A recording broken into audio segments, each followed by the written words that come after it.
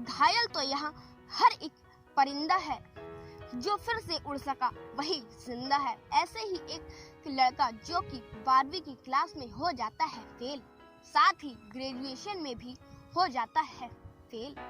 जब वह लड़का अपने देश की राजधानी दिल्ली में पढ़ने के लिए जाता है, तब वहाँ पर उसका पढ़ाई में बिल्कुल भी मन नहीं लगता। दिन भर मौज मस्ती करता और घूमता फिरता रहता था। जब उसके घर के बड़े लोगों ने डांटा, चिल्लाया और समझाया, कहा कि बेटा ऐसे नहीं, ऐसे ग्रेजुएशन करो, तब वह इसी तरह ग्रेजुएशन पास कर लेते हैं। जब वह साल 2018 में यूपीएससी की परीक्षा देते हैं, तब वह उसमें सफल हो जाते हैं और बन जाते हैं एक आईएएस अधिकारी। अस्सलाम वालेकुम, नमस्ते, सत श्री अकाल।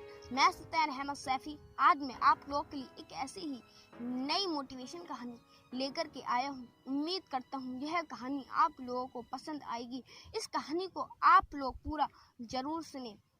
चलिए जानते हैं इनकी पूरी कहानी विस्तार से। जी हाँ, हम बात कर रहे हैं आईएएस अनुराग कुमार जी की, जो कि बिहार के कटिहार जिले के रहने वाले हैं।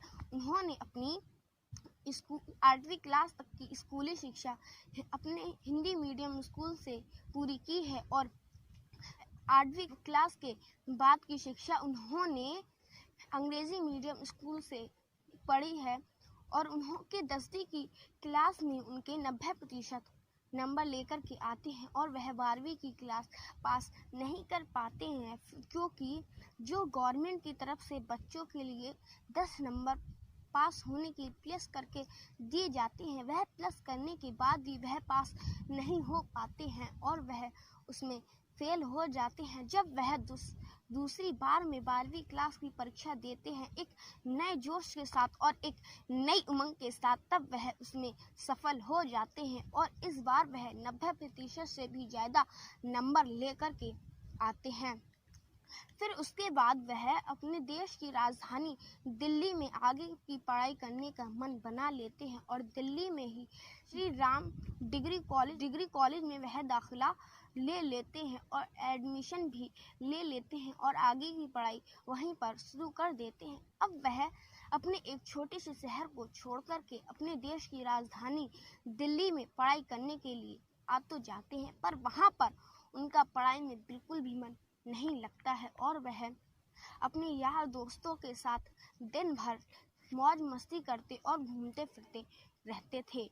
इसका नतीजा यह हुआ कि वह ग्रेजुएशन में फेल हो गए और बाकी सब्जेक्ट में वह फेल हो गए। जब यह बात उनके परिवार वालों को पता चली, तब उनके घर के बड़े लोग जैसे कि उनके मम्मी पापा उनको डांटते हैं, चिल्लाते हैं और समझाते हैं और कहते हैं कि बेटा ऐसे नहीं, ऐसे ग्रेजुएशन की पढ़ाई करो। तब वह अपने परिवार वालों का कहना मान लेते हैं और किसी तरह ग्रेजुएशन की पढ़ाई पूरी कर लेते हैं और फिर है पोस्ट ग्रेजुएशन में दाखिला ले लेते हैं। पोस्ट ग्रेजुएशन में वह दाखिला ले लेते हैं और वह फेल होने की वजह से और अपनी बार असफल होने की वजह से वह अपनी पढ़ाई पर ध्यान देने लगते हैं और पोस्ट ग्रेजुएशन के दौरान उनके मन में एक विचार आता है कि मैं क्यों ना यूपीएससी की तैयारी करना शुरू कर दूं। तब वह पीजी की पढ़ाई पूरी करने के बाद यूपीएससी की तैयारी करना शुरू कर देते हैं और वह कहते हैं कि मुझ में कोई ना कोई कमी जरूर है। तभी वह एक बात बताते हैं कि सफल वही है जो अपनी गलतियों को स्वीकार कर ले और अपनी गलतियों को मान ले और खुद से कुछ बेहतर करने की कोशिश करे और अपनी मंजिल की तरफ आगे बढ़ने लगे, वही सफल हो पाता है।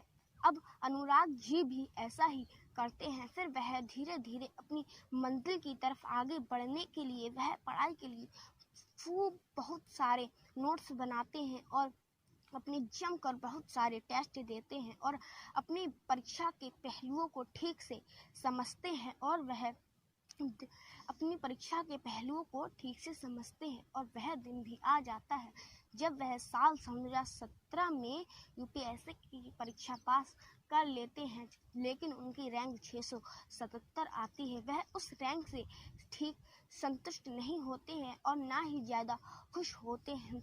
फिर वह अपने आप को उदास समझने लगते हैं और लेकिन जो उनको उस रैंक से जो पद मिला था वह उससे भी बहुत ज़्यादा खुश नहीं होते हैं। उनका सपना था कि मैं एक IAS अधिकारी बनूं। फिर से वह साल 2018 में UPSC परीक्षा देते हैं और इस बार वह सफल हो जाते हैं और 48वीं रैंक मिलती है और एक IAS अधिकारी बन जाते हैं। दोस्तों, आप लोग जो मेरे पीछे यह जगह देख रहे हैं, यह ऐतिहासिक जगह है। इस अगली वीडियो में इस जगह के बारे में आपको जरूर बताऊंगा।